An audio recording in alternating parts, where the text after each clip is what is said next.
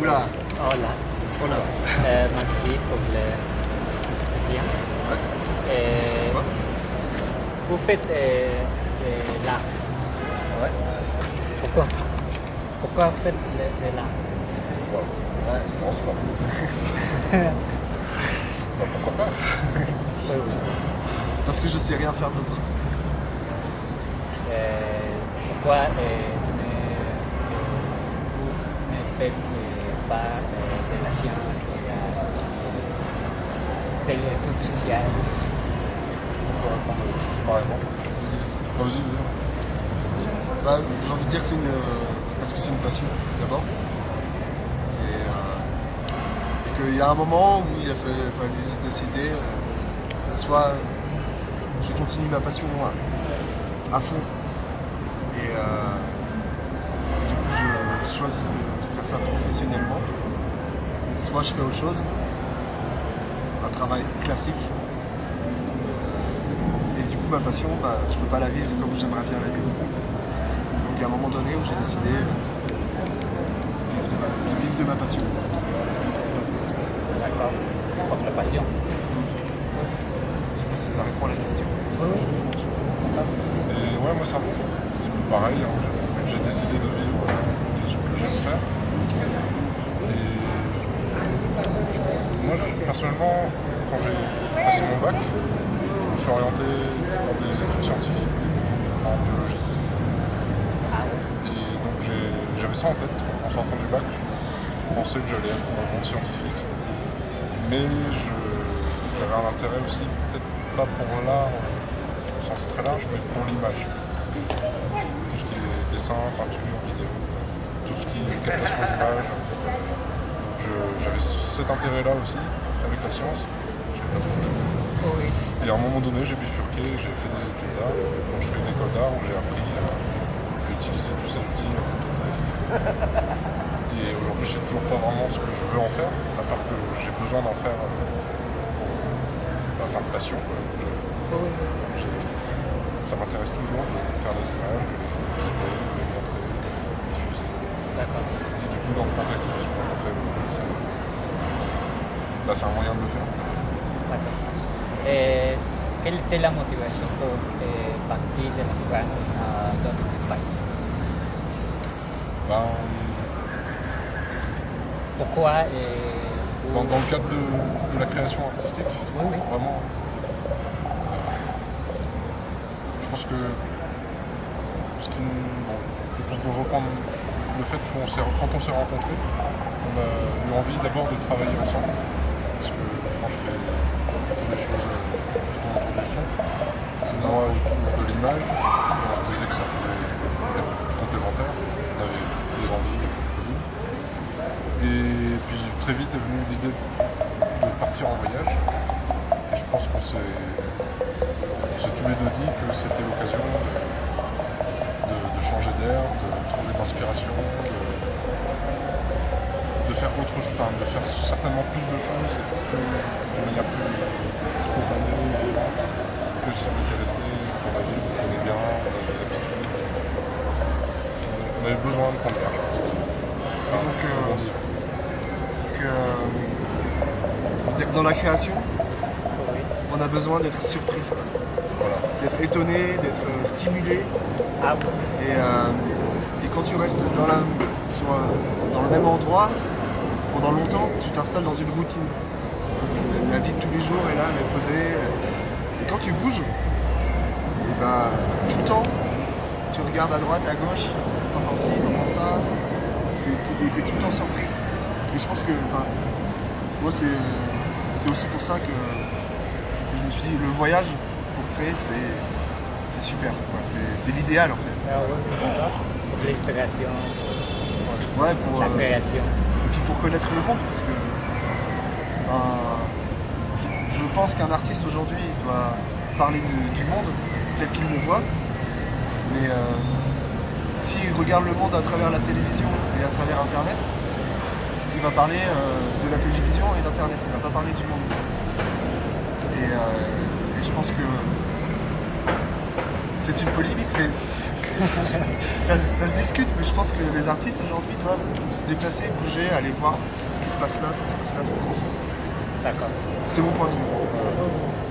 Peut-être que je rajouterais aussi un truc, c'est que le fait de créer en voyageant, ça nous pose aussi des contraintes matérielles. Voilà, c'est vraiment lié au voyage, technique, matériel.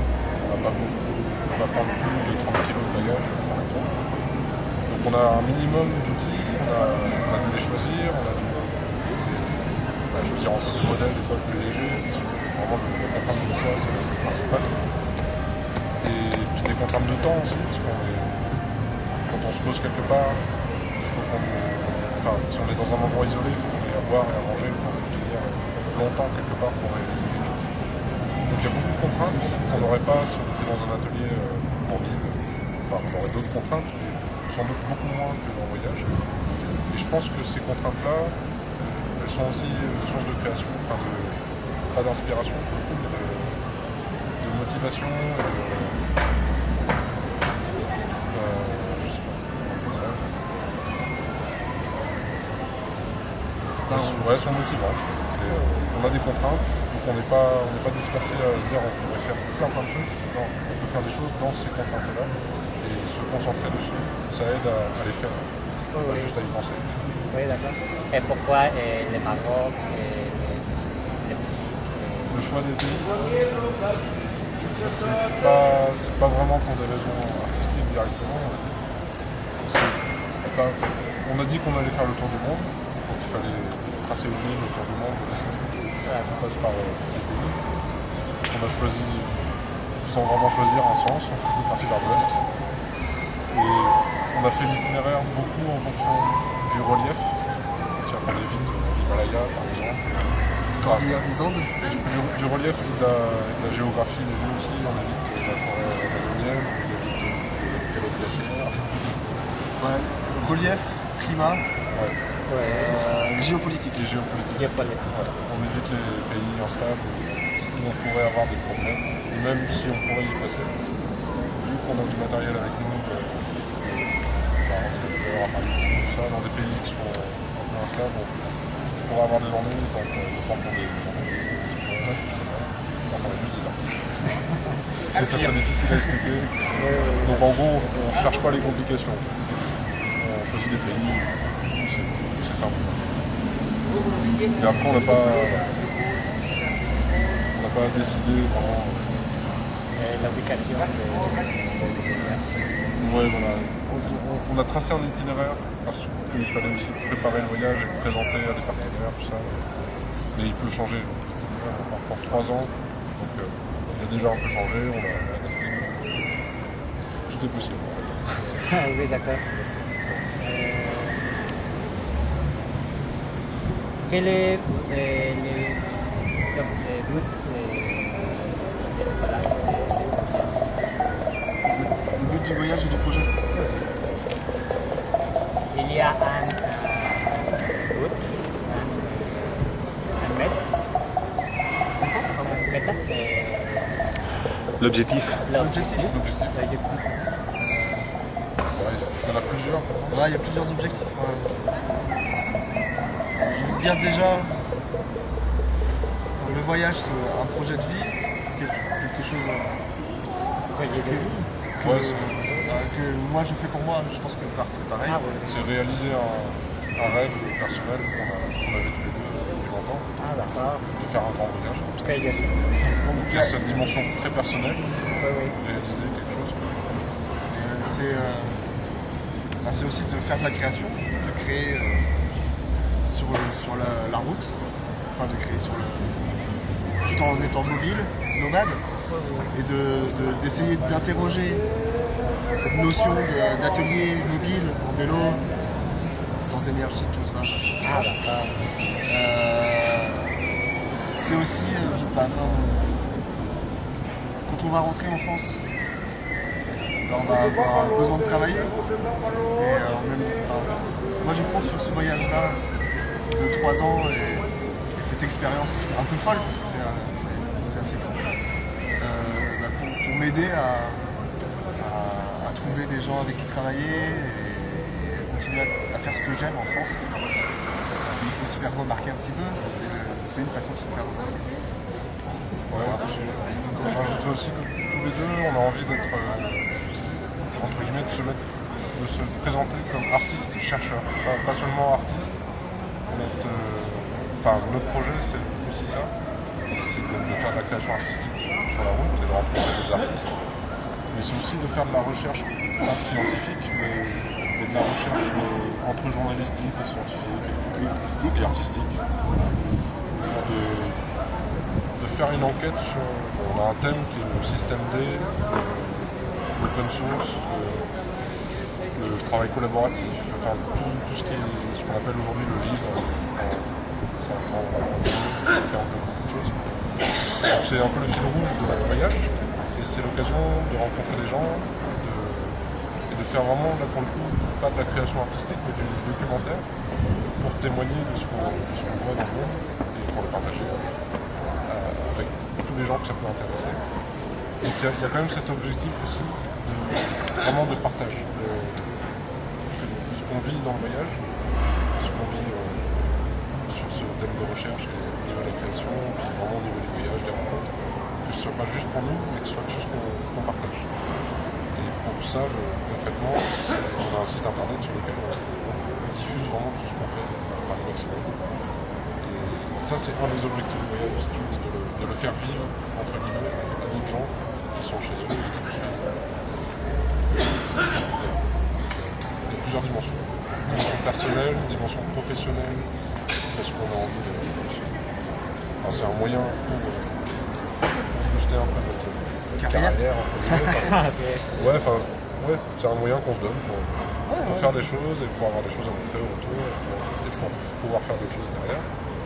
Et le troisième objectif, c'est vraiment de partager, de faire comprendre cette expérience-là au maximum de gens, dans l'idée que ça donne envie à d'autres gens de faire la même chose, des choses équivalentes. Voilà. Je peux résumer comme ça. L'objectif. Qu'est-ce que vous faites spécifiquement Dans l'art, ouais. Tu vas peut-être commencer? Alors du coup, moi je suis plus axé art contemporain. Parce que de mes études, je fais les beaux-arts. Je suis, on va dire, spécialisé vers l'art contemporain. Mais ce que je fais moi c'est du son. Du son, ouais. Du son, je travaille avec l'électronique. Un peu l'informatique. Et ce que j'essaye de faire, ce que je recherche, c'est de créer des passerelles, des ponts entre ce qu'on entend et ce qu'on voit. Parce que il y a quelque chose d'assez familier. Enfin, on entend quelque chose, on se dit ça c'est la nana là j'entends la fille qui marche, je sais que c'est pas, mais si on change ce rapport là, si on met pas des plop, si on met des. On va se dire c'est un robot, mais non c'est pas un robot, c'est une fille. Enfin, il y a plein de. Donc j'essaye de. Comme la interprétation, la transformation. L'interprétation. L'interprétation, ouais. Et puis on peut appeler ça presque de la synesthésie. Je ne sais pas si vous connaissez la synesthésie, mais c'est le rapport qui existe entre deux sens. Et si on change ce rapport-là, et ben le monde devient totalement différent. Et puis enfin, voilà, tout ça m'intéresse. Et puis, enfin, le son au sens très large du terme. Oui. Et alors moi du coup, je me considère pas vraiment comme artiste plasticien, je suis vidéaste, on va dire, c'est vraiment ma grosse spécialité. Après je fais aussi beaucoup de photos, j'ai beaucoup bossé avant de partir comme web designer aussi, je connais un peu les technologies web. Donc tout ce qui est édition numérique et même édition papier, je sais en sortir. L'édition. Ouais. Communication. Ça va de la communication à vraiment la réalisation aussi des vidéos peut-être plus artistiques. Mais je me définis pas vraiment dans un truc précis. Je crois que ce ce qui me fait faire des choses, c'est que ce soit en images. J'ai une fascination pour les images de tout type.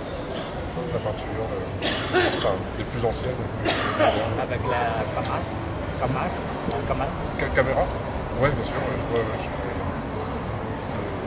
Disons que dans mes études, j'ai essayé de toucher le maximum d'outils qui permettent de faire des images. Et que je continue d'explorer ça aujourd'hui. Et je pense que aujourd'hui, ce qui m'intéresse peut-être le plus, c'est d'avoir une démarche de documentariste, de faire des documentaires, vidéos, photos. Et du coup, de faire un documentaire sur ce qu'on est en train de. Enfin, un documentaire en plein de petits bouts pour l'instant, qui au final donnera un grand film. Et ma place dans notre projet, en tout cas, c'est ça, c'est de capter les images, de les diffuser, de les éditer, de rendre visible pour ce que je disais avant, pour le partager aux gens. Qu'est-ce que d'autres questions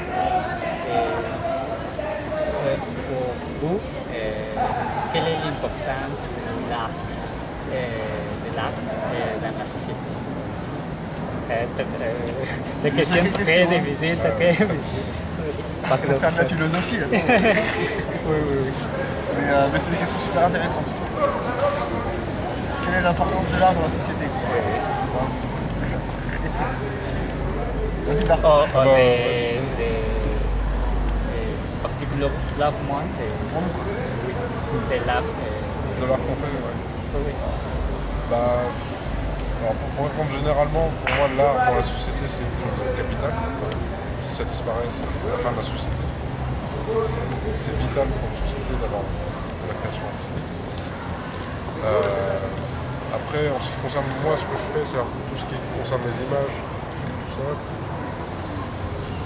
je pense que c'est encore une fois capital d'avoir des images artistiques dans une société. Surtout aujourd'hui, la plupart des images ne sont pas vraiment artistiques, sont marketing, sont économiques.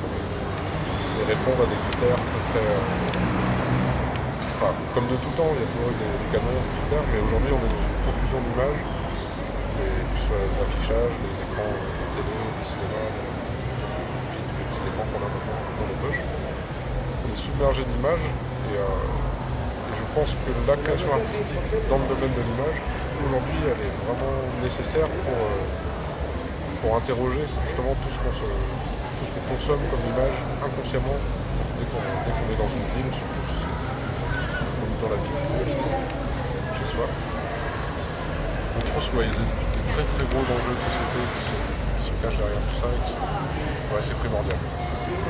C'est pas un hobby, c'est pas un passe-temps, c'est une chose vraiment essentielle pour la société, pour la civilisation. Mais qui doit s'adapter à l'époque dans laquelle on est. L'art classique, il y a un siècle. Il faut le connaître, il a une valeur, mais peut-être qu'il est moins utile directement. Il interroge moins en tout cas le monde dans lequel on est aujourd'hui que l'art contemporain. Et puis normalement en réactivité directe avec les questions de la société. D'accord. Moi j'ai envie de rajouter que dans le domaine dans lequel je suis, l'art il est presque au même niveau que la science et que la recherche. Et que donc la science c'est une façon d'avancer et de chercher les choses, une façon mathématique presque. Et là c'en est une autre, plus aléatoire, plus empirique. Et du coup, l'art peut se permettre d'aller chercher des choses dans des sphères un peu inconnues et un peu. Mais l'artiste qui va créer je sais pas quoi, peu importe, il va trouver des choses. Et ces choses-là, elles peuvent trouver une image symétrique dans la science. Tu vois. Et si on assemble les deux, on peut avancer. Aujourd'hui, de plus en plus, il y a des artistes qui travaillent avec des chercheurs et des scientifiques et qui développent des nouvelles technologies. Là, on arrive dans le design aussi. Mais disons que je veux dire que le progrès, il est aussi grâce aux artistes. Oui, oui, d'accord. Pas juste aux chercheurs et aux grosses entreprises multinationales. Ça fait beaucoup aussi. Enfin voilà. Là, il fait avancer les choses. Vous connaissez l'art mexicain? L'art contemporain? Oui, oui. Ou l'art de hispanique? Ah oui. Non, on connaît pas bien. On connaît un peu comme tout le monde. Hein. Puis ça fait un mois qu'on est au Mexique là, donc on a fait un petit tour dans le sud, on a visité un petit peu des sites archéologiques. On a vu des choses. Ah oui. De là à dire qu'on connaît, non, on connaît pas. On est là pour découvrir. On découvre, on aperçoit. Je suis allé voir aussi le musée de la maison de Frida Kahlo. Frida Kahlo. Mexicaine d'origine, Oui, très mexicain. mais qui est vraiment très représentative. Et de Diego Rivera, bien sûr. Bon, ces deux noms parmi beaucoup d'autres. Je ne connais pas l'histoire de l'art mexicain dans son ensemble. Ouais, j'en ai une vision très réduite pour l'instant.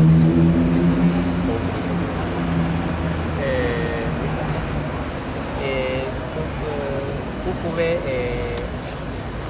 dire quelle est la situation dans le bureau de voyage? La quoi? La situation. La situation dans le bureau. Les situations dangereuses? Dans le bureau de voyage. Le voyage. Oui. Ouais, dangereux. Les dangers qu'on pourrait rencontrer. Oui, oui. Ouais. Il y en a plein. Hein. Les terroristes. Non, des catastrophes naturelles, mais comme partout. Je veux dire qu'on a autant de dangers ici qu'en France. Ouais, je me sens pas plus en danger en voyage que. Il faudra peut-être attraper une maladie, mais c'est ce qui me fait le plus peur. Les choléra. Ouais, Ouais, ou les serpents, les scorpions. Non, je sais pas. Non, il n'y a pas vraiment.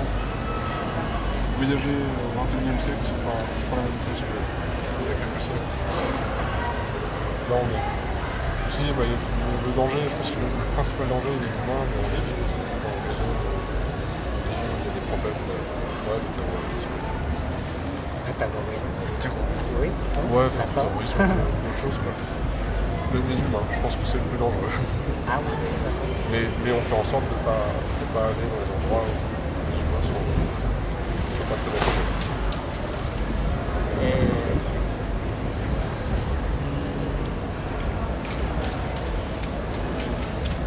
Quelles sont les autres expressions artistiques que vous intéressez? Les autres modes qui vous La intéressent? poésie, la peinture, d'autres expressions? Il y en a beaucoup déjà. Moi personnellement, j'aime beaucoup le cinéma. Oui. Voilà, Moi aussi. Ouais. Oui, oui.